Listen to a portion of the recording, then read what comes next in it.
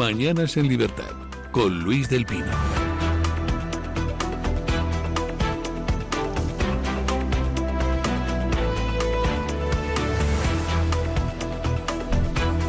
Ocho y un minuto de la mañana, 7:01 en las Islas Canarias. Vamos con las noticias de las 8, con la ayuda de doña Carmen Carbonell. Actualizamos la información a esta hora de la mañana contándoles los resultados de las elecciones en Hungría. La victoria arrolladora del opositor Péter Magyar desbanca al histórico Viktor Orbán, que llevaba 4 mandatos consecutivos en Hungría. El partido de Magyar Tisza ha logrado una mayoría de 2/3 en el Parlamento, suficiente para deshacer buena parte del sistema político construido por Viktor Orbán durante sus 16 años en el poder. Magyar, que fue miembro de Fidesz, el propio partido de Orbán, defiende ahora una vuelta al eje europeo y considera que los resultados en Hungría son un castigo al deterioro democrático y el bloqueo constante de las políticas que quiere implantar la Unión Europea. El propio Viktor Orbán ha reconocido que ha sido una derrota dolorosa tras una participación récord cercana al 80%. Bueno, pues victoria sin paliativos de la oposición húngara. Ayer salió Viktor Orbán a reconocer la derrota pues relativamente pronto. En Hungría, como en España, pues se recuenta sin ningún problema el resultado de una votación en unas poquitas horas. A partir de 2 horas después de cerrar los colegios, pues más o menos está ya todo el pescado vendido, porque entran los resultados de la votación de distintos lugares, se totalizan y ya sabes más o menos qué es lo que va a pasar, lo cual pues en fin, pone más en cuestión determinadas cosas raras que pasan en Estados Unidos, en aquellos lugares donde domina el Partido Demócrata, donde pueden tardarte hasta más de 2 semanas en darte el resultado de una votación. Se ve que allí no ha llegado ese sistema tan tecnológico que consiste en que haya una serie de señores en una mesa viendo qué había en cada sobre, ¿no? Que tampoco hacemos ninguna cosa muy tecnológica en las mesas de votación, ni en Hungría ni en España. En fin, el caso es que el régimen de Viktor Orbán, el gobierno de Viktor Orbán ha terminado, la oposición consigue una mayoría de 2/3, lo cual significa que va a poder hacer lo que le dé la gana, porque con 2/3 puedes cambiar la constitución húngara como quieras. Allí no hay referéndum de ratificación de las reformas constitucionales. Aquí, para las reformas constitucionales duras, sí que tenemos referendos, sí que tenemos necesidad de hacer un referéndum de ratificación. Allí no. Allí, de hecho, la actual Constitución prohíbe hacer referéndums de reforma constitucional. Es solo el Parlamento, con 2/3 de los votos, quien aprueba las reformas constitucionales. Así que nada, vamos a ver qué es lo que pasa. Por cierto, los que andaban diciendo que Viktor Orbán es un autócrata, pues bueno, los que andaban diciendo y los que lo siguen diciendo. Hillary Clinton ha puesto un mensaje celebrando la victoria de la oposición húngara y celebrando la derrota del autócrata Viktor Orbán. Hombre, pues para ser autócrata parece que no había mucho problema para que la oposición se presente, haga campaña e incluso arrase en las elecciones. Y no ha salido Viktor Orbán a deslegitimar el resultado ni a hacer trampas con el resultado. Ya quisiéramos tener en España a alguien que nos inspirara la misma confianza que Viktor Orbán, en cuanto a lo de no hacer trampas, me refiero. El caso, vamos a ver qué pasa ahora. Evidentemente, si Viktor Orbán era la bestia negra de las autoridades de Bruselas, pues era básicamente por 3 aspectos. 1, política migratoria. 2, política anti-woke. Se negaba a aceptar esa deriva hacia el wokismo en el terreno moral que está arrasando Europa como un tsunami. Y tercero, se negaba a posicionarse claramente contra Putin.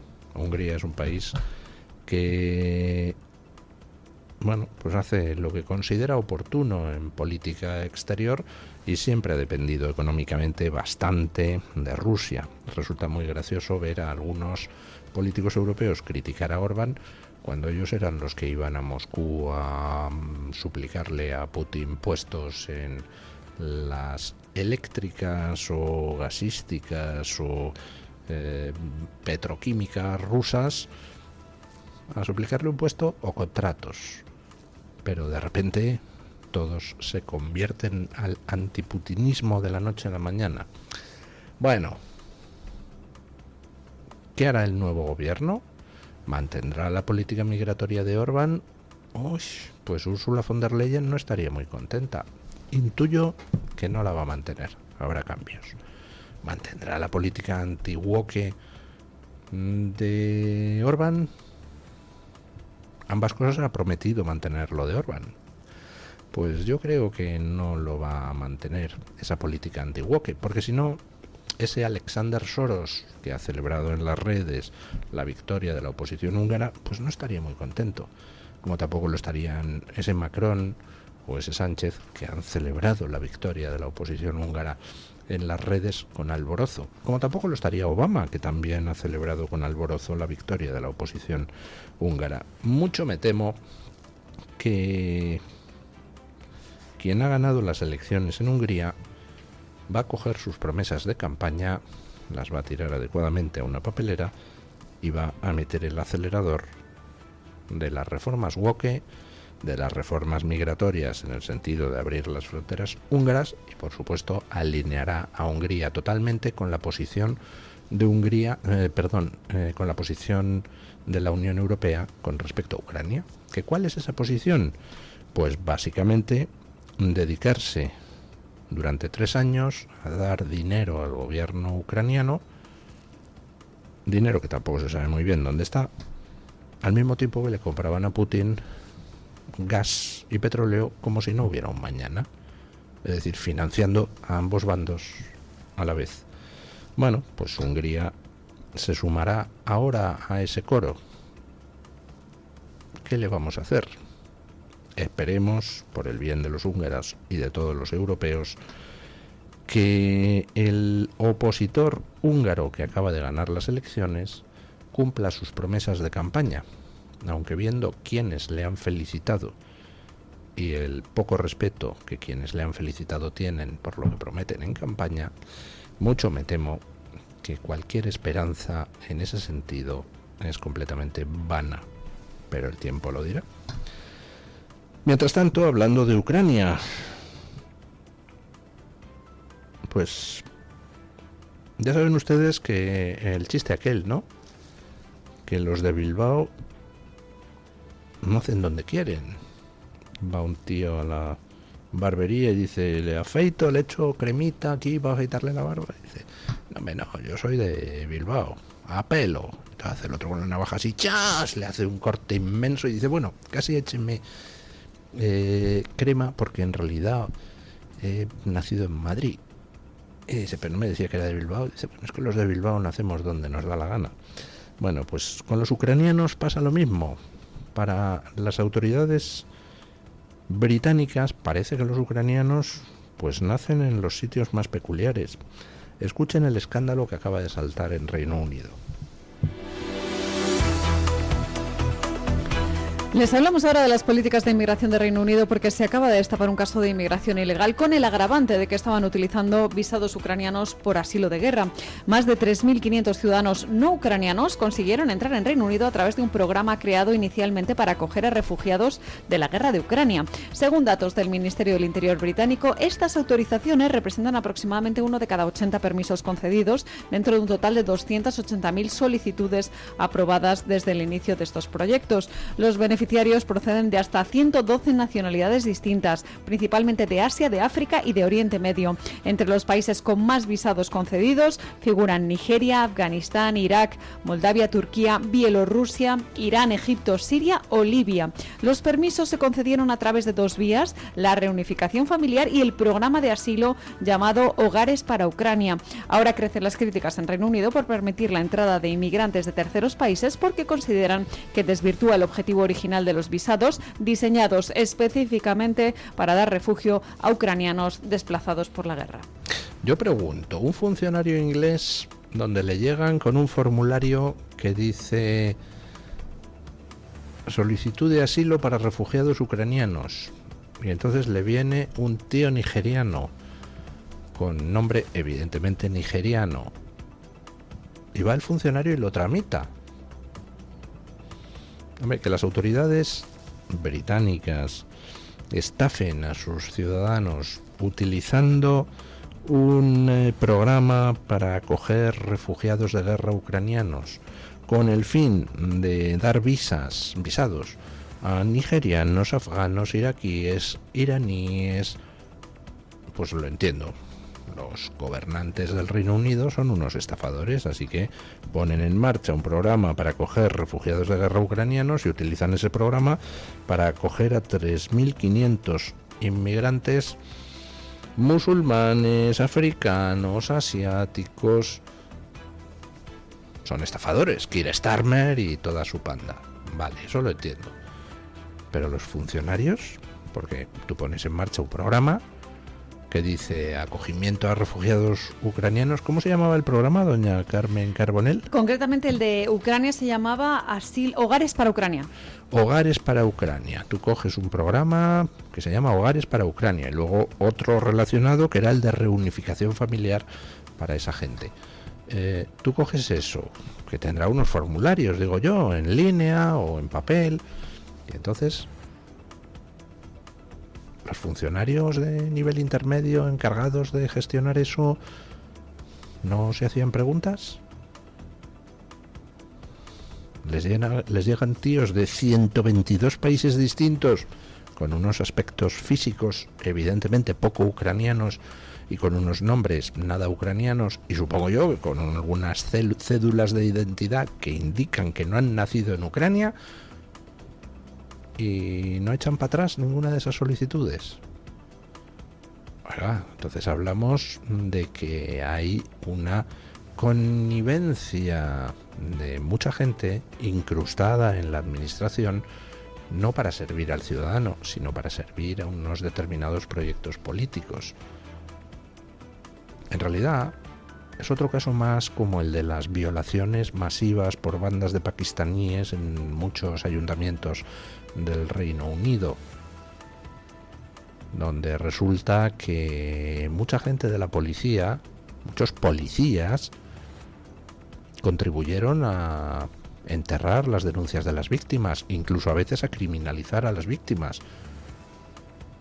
Todo para proteger a las bandas de violadores pakistaníes. En el Reino Unido hay un grave problema, no exclusivo del Reino Unido, que es que la administración está infiltrada de mucha gente dispuesta a trabajar para pervertirlo todo. Por ejemplo, los programas de concesión de visados para refugiados ucranianos. En Francia ya salieron hace 3-4 años los primeros informes sobre la infiltración de organizaciones radicales islamistas en la policía francesa. Normal. Tú dejas que se infiltre todo el país, pues como para que la administración se libre de la infiltración. Es más, es que es necesario que se infiltre la administración para poder garantizar que se invade todo el país. No tienen buen aspecto las cosas ni en Inglaterra ni en Francia, y en el resto de países europeos pues vamos más o menos por el mismo camino, aunque quizá con un poquito más de retraso. Bueno, un ejemplo de cómo funciona el mundo progre.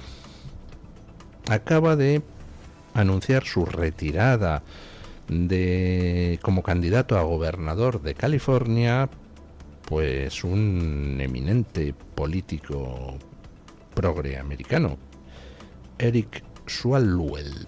Escuchen las razones. Nos vamos ahora hasta Estados Unidos porque el congresista demócrata Eric Swalwell ha suspendido su campaña para gobernador de California tras las acusaciones de agresión sexual presentada por 4 mujeres. Una de ellas, una ex empleada suya, le acusa de haberla violado en 2024 en Nueva York, un caso que está siendo investigado por la Fiscalía de Manhattan. Otras denunciantes denuncian conductas sexuales inapropiadas tras encuentros en hoteles, siempre según sus testimonios. El Partido Demócrata ha respaldado la suspensión de la candidatura y han pedido a los votantes que no apoyen a Swalwell en las primarias, ya que su nombre no puede retirarse de la papeleta. Swalwell ha reconocido haber cometido una serie de errores en el pasado, pero niega las acusaciones más graves e insiste en que se va a defender por la vía legal. Bueno, la verdad es que el comunicado de Swalwell, donde anuncia su retirada de la candidatura, pues es un poco absurdo, ¿no? Porque por un lado dice que pide perdón por los errores que pudiera haber cometido en el pasado, y por otro lado dice que se va a defender de las acusaciones falsas. Hombre, no sé, si pides perdón será que algunas de las acusaciones son ciertas. Con lo cual, pues no se entiende muy bien de qué te vas a defender, de algún subgrupo de las acusaciones que sea falso. Bueno, lo que han hecho con Swalwell es pues algo, pues hombre, un tanto merecido, porque 4 mujeres que han salido ahora a la palestra le acusan de haberlas violado, pero por otro lado pues se trataba de encuentros donde iban un adulto y una adulta a un hotel juntos. Hombre, pues no sé, en fin, parece, viendo desde fuera y sin conocer los detalles de las cosas, pues que esto es una especie de Me Too, donde gente que mantuvo relaciones sexuales consensuadas pues dice que en realidad las violó porque se sintieron presionadas o que le gustaban cositas raritas. Bueno, en fin, ¿qué podemos decir a ese respecto?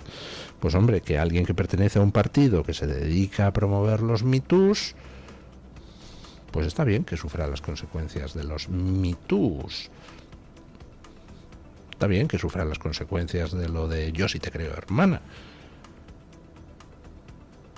Sean consensuadas o no las relaciones que mantuviera Swalwell en tiempos, el caso es que aplicando la doctrina que su partido ha tratado de promover, pues le toca pirarse de la política. Además de esas denuncias de 4 mujeres que han salido a la palestra a decir que Swalwell pues las violó, que era guarrete, pues han salido también algunos vídeos donde al parecer aparece Swalwell pues manteniendo sexo con prostitutas. Bueno, pues está ahí bien, sale todo esto y entonces pues este señor se pira de la política. Pero hay un pequeño problema. Y es que todo esto se sabía desde 2023. Y el Partido Demócrata no le dijo que se tenía que ir. No le montó la campaña del Me Too. No salió a dar bombo a esas denuncias de violación. Solo lo hace 3 años después. ¿Y por qué lo hace? Pues muy sencillo. Porque resulta que es que en las encuestas Swalwell tenía posibilidades de ganar las primarias del Partido Demócrata en California, pero no tenía ninguna posibilidad de ganar al candidato republicano. Con lo cual, pues han decidido que se pulen a Swalwell. Y entonces, ahora, con 3 años de retraso, y porque electoralmente les interesa, pues le dicen a Swalwell, oye, que te retires, dice el otro, ni de palo. Dicen que no, pues aquí tienes, pum. En fin, ¿qué quiere que les diga? A mí me parece una inmoralidad esa manera de comportarse del Partido demócrata americano, pero ¿de quién nos vamos a extrañar? Si aquí tenemos al Partido Socialista, que lo mismo te alquila picaderos para los miembros de su trama de corrupción, que te habla de lo importante que es acabar con la prostitución en España. Bueno, ayer elecciones en Hungría, que como ya hemos comentado, pues ha ganado la oposición y además de calle. También hubo elecciones en Perú, era la primera vuelta de las presidenciales.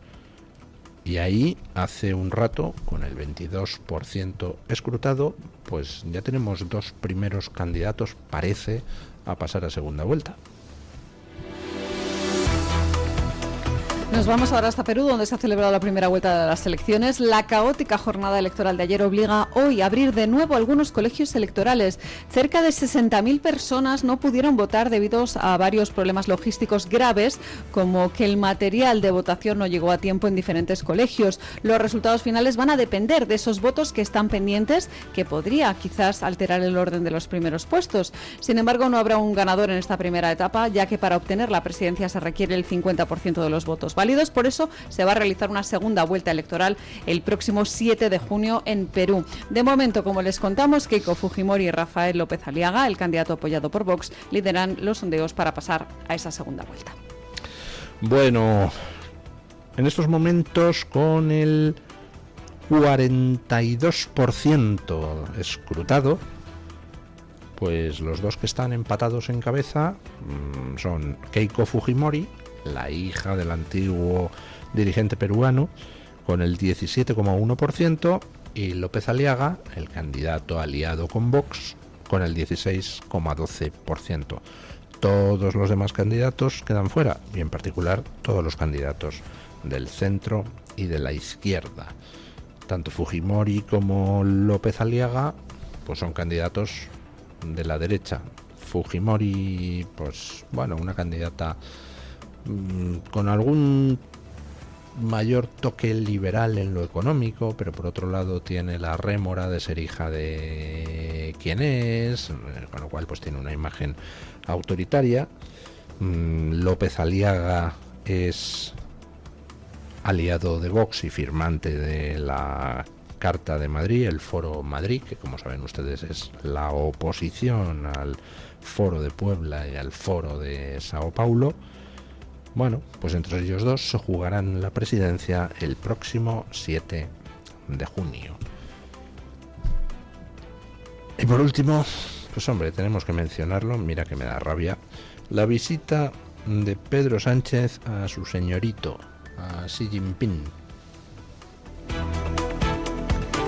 Terminamos el repaso de las noticias contándoles que el presidente del gobierno, Pedro Sánchez, ha iniciado una nueva visita a China. Es el cuarto viaje de Sánchez a China en esta legislatura, es decir, desde 2023, y el primero que hace con rango plenamente oficial. Le acompaña en este tour su mujer, Begoña Gómez, y estarán en China hasta el miércoles. Se cree que Sánchez se va a reunir con Xi Jinping y con los principales responsables institucionales chinos en algún punto del viaje, porque no se conoce la agenda. Moncloa defiende que China debe desempeñar un papel relevante como potencia estabilizadora y valora su actuación discreta en los esfuerzos diplomáticos recientes. Pedro Sánchez busca además que su buena interlocución facilite inversiones chinas en España y ayude a desbloquear obstáculos como el acceso a productos españoles del mercado chino, especialmente en el ámbito agrícola e industrial. Desde Bruselas consideran este viaje como un intento de engrasar la relación entre la Unión Europea y China dentro del marco comunitario. Bueno, ¿saben ustedes cuántas ejecuciones por pena de muerte hubo en 2024 en todo el mundo? Pues 1.518 ejecuciones, sin contar las de China, porque China no informa, pero las organizaciones de derechos humanos sí que hacen estimaciones con los datos que pueden ir obteniendo, y sabemos que China ejecuta a más gente al año aplicando la pena de muerte que todos los demás países juntos. Es decir, podemos afirmar que China pues ha tenido más de 1.518 ejecuciones en el año 2024. Según las organizaciones de derechos humanos, esas ejecuciones serían de miles de personas. Después de China, ¿quién es el segundo país que ejecutó a más gente, que aplicó más veces la pena de muerte? Pues Irán, 972. De esas 1.518 ejecuciones se produjeron en Irán. Ya hemos visto pues cómo se las gasta Irán con su población. En enero de este año, pues no hay acuerdo, pero entre 10.000 y 30.000 muertos por las protestas contra el régimen. Bueno, pues curiosamente, Sánchez es en estos momentos el mejor amigo de ambos, del que tiene la medalla de oro en ejecuciones, en penas de muerte aplicadas, y el que tiene la medalla de plata. Parece que tiene una cierta querencia por los asesinos de todo tipo, el amigo Sánchez. Bueno, Dios los cría y ellos se juntan. Dime con quién andas y te diré quién eres. ¿A qué va Sánchez a China? ¿A hacer negocio? Dice que sí, pero ¿para quién? China vende a España 42.000 millones de euros anuales. España apenas vende 7.000. ¿Quién hace negocio? ¿España o China? Pues evidentemente China, con lo cual en España ¿quién va a hacer negocio? ¿No irás allí a ver dónde te colocas, querido Sánchez? El otro día preguntábamos a qué iba China Pedro Sánchez, y hubo un oyente que dio una respuesta muy inteligente. ¿No irá para recibir algún tipo de tratamiento? Teniendo en cuenta el aspecto cada vez más lamentable que tiene Pedro Sánchez, pues yo no lo descarto, pero ten cuidado, Pedro Sánchez.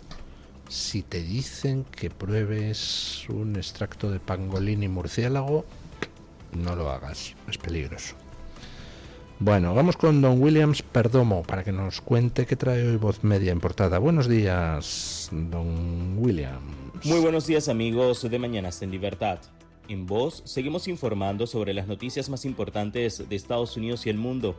En esta oportunidad encontrarán que el presidente Donald Trump ordenó este domingo un bloqueo naval del estrecho de Hormuz en respuesta a la inflexible negativa de Irán a renunciar a sus ambiciones nucleares durante las conversaciones de paz.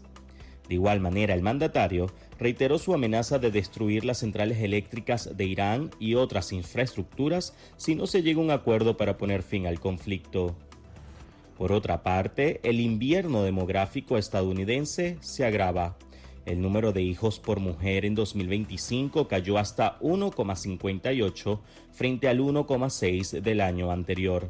Según los datos provisionales de los Centros para el Control y la Prevención de Enfermedades, la situación se complica porque los hispanos, el motor de los nacimientos en los últimos años, también han disminuido su tasa de fecundidad. Y finalmente contarles que un plan de un grupo activista de extrema izquierda tiene como fin acabar con los valores de Estados Unidos.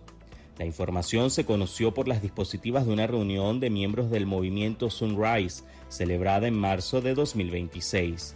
En el documento se expone una visión para cambiar estructuralmente los cimientos del país, en busca del ecosocialismo y una democracia multirracial.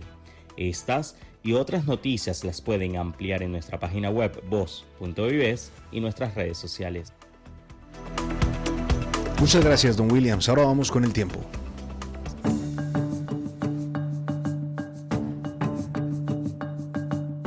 El tiempo en Radio Libertad. En el tiempo se mantendrá una situación de inestabilidad en el tercio norte peninsular y Baleares, con cielos nubosos y precipitaciones que a primeras horas también afectarán el extremo suroeste, con probabilidad de ser fuertes en zonas de Murcia, Albacete y sur de la Comunidad Valenciana. En el resto de la península predominarán los cielos poco nubosos, nevará en las montañas del norte a una cota de 900-1.300 metros, con acumulados significativos a cotas superiores. Las temperaturas temperaturas máximas descenderán en la mitad sur de la vertiente atlántica, Alborán, Baleares, Pirineo y noreste de Cataluña, pero aumentarán en el resto del tercio oeste peninsular y extremo noroeste, pudiendo ser notable en el Ebro. Habrá heladas débiles en montañas de la mitad norte y posibles en el sureste y puntos de la meseta norte. Soplará fuerte con rachas muy fuertes la tramontana en Ampurdán y norte de Baleares, el Asilio en Canarias, el poniente en Alborán y el Cierzo en el Ebro y zonas aledañas. Tu voz, tu libertad, tu radio. Radio Libertad.